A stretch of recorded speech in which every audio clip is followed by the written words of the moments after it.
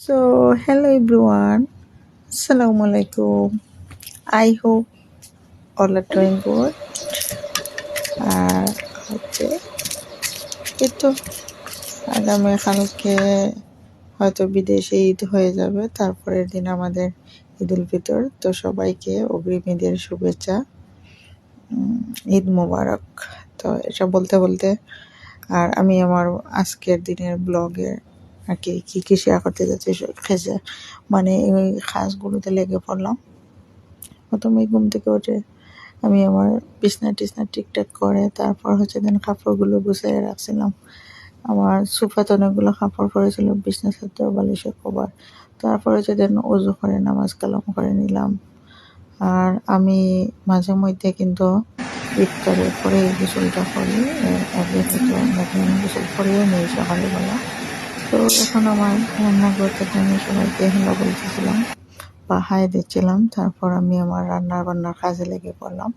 তো আজকে হচ্ছে আমি খুব মজার একটা ভাজি বানাচ্ছিলাম আর কি, কলার মোচা ভাজি বা তুর ভাজি। এখানে আমি আস্ত কয়েকটা এলাচ, 2-3টা তেজপাতা আর আস্ত মানে ফলা কিছু রসুন লাল করে ভেজে নিচ্ছিলাম। আর এটা থেকে খুব সুন্দর একটা স্মেল বা জাজ বের হচ্ছিল। তারপর আমি আস্তে আস্তে পেঁয়াজগুলো অ্যাড করে দিলাম, ফলা পেঁয়াজগুলো, ফলা কাঁচামরিচ আর তুরা একটু হলদি, তুরা ধনিয়া জিরা দিয়া আর চিংড়িগুলা ভেজে নিচ্ছিলাম। একটু মাঝারি সাইজের একটু মানে ছোটো চিংড়ি আর কি, এগুলো দিয়ে এটা রান্না করলে বা ভাজি বানালে বেশ মজা হয়।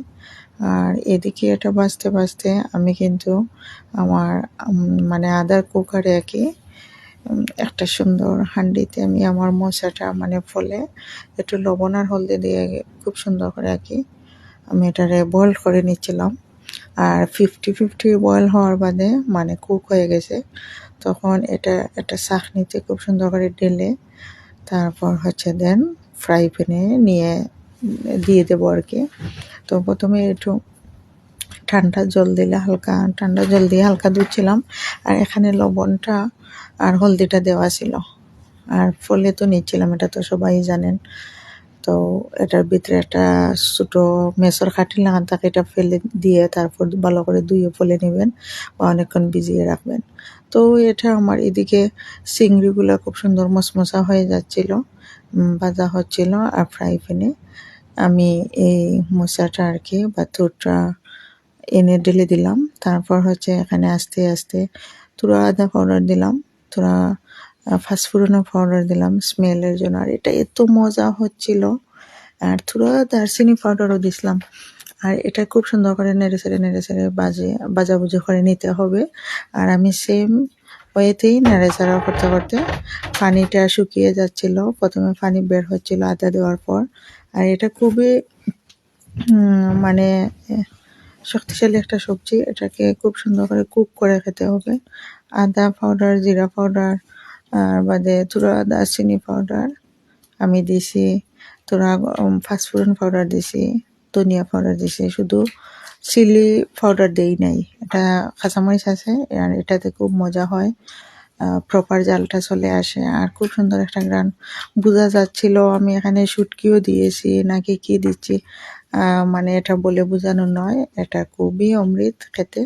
এভাবে একবার আপনারা এই মোচাটা ভাজি বানিয়ে খেয়ে দেখবেন, অনেকগুলো ভাত খেতে পারবেন। আর আমাদের পছন্দের খাবার, এটা বাঙালিয়ানা খাবার। তো আমি এটা রান্না করেছিলাম আর মাছের ভর্তাও করেছিলাম, তাই এগুলো দিয়ে একে আজকে ইফতারি সেহরি দুটোটা চলে যাবে বা চলে যাচ্ছিল।